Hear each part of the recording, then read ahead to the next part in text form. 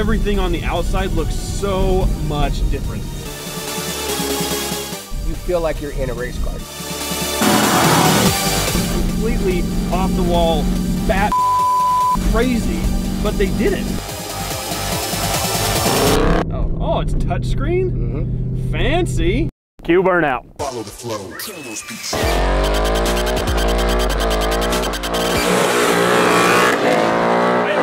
Wait, I need a ride!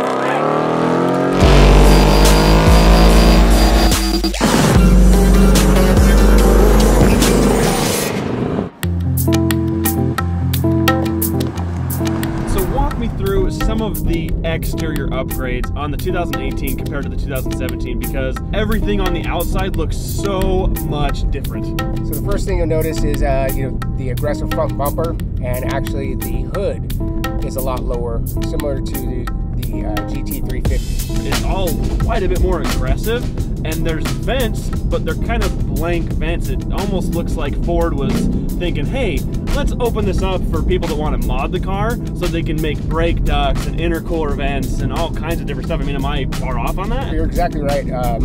Companies like Roush Performance, they've already have a complete line of aftermarket upgrades for this front bumper, and it opens it up, makes it a lot more aggressive, as well as just gives it a nice, mean aesthetic look. Gosh, they stepped it up so much. And the back, I love the wing. I love that the rear under it, like the exhaust, the quad tips look super cool, way better than the singles that were on the 2017. And then it almost has like a rear diffuser look in the bumper. Rear diffuser is actually a lot more aggressive, and I know that Roush has a couple accents for that as well.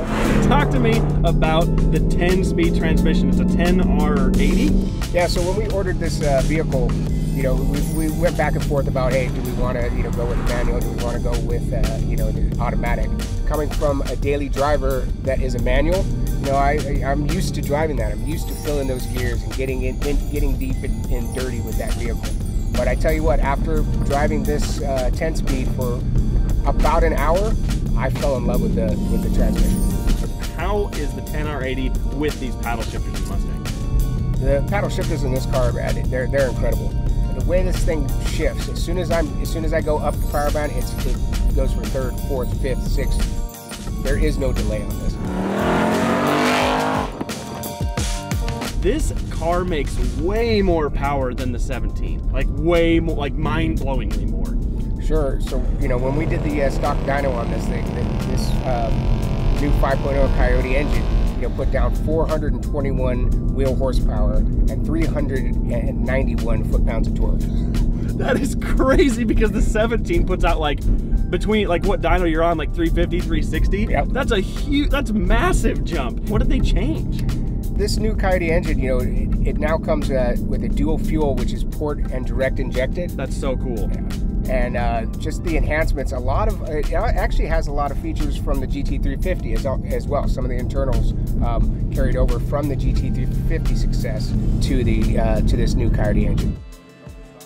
This vehicle, the 2018, has the new option of an active exhaust, and this thing just sounds incredible.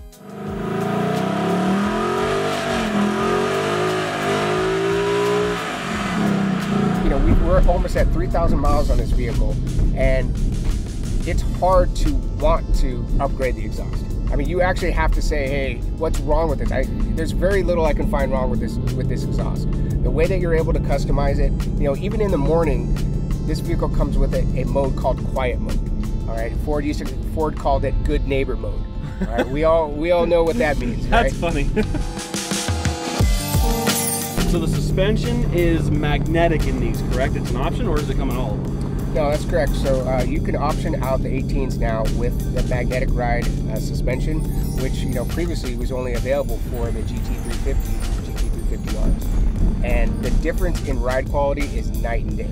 I mean, this thing drives, it's so comfortable on the road, that the way that the suspension hugs the road and responds to all your movements, in addition to reacting to the different drive modes, is incredible. Yeah, that's what I wanted to ask about too, because there's a bunch of different drive modes, and I mean, is it adjusting suspension while it's adjusting the rest of the car too? Yep. So, you know, if you're in just normal, regular drive mode, obviously it'll be pretty soft, but once you get it into sport and track mode, it definitely stiffens up the suspension and makes it more enjoyable on the track. That's so cool, because it comes back to that whole thing of, man, like, there's so many options and cool things they did with this car that generally only come in really, really expensive high-end vehicles, but this thing has it. Yeah. This thing has the badass display. This thing has the super new high-tech suspension. I love these toggles because it looks like you're in a cockpit, you know, flipping switches and everything about it. These two little gauges here, the rear diffuser, the exhaust sounds way better. It just flows way better, and the engine makes so much more power, even though it's still a 5-liter Coyote. They just refined, added, the little things made such a big difference in this car. They just hit it. Each week we have to find a reason not to drive this car. Right? It's just, it surprises us every day. There's new things that we're finding out on this thing that it's incredible, man. The way they really did an awesome job this year.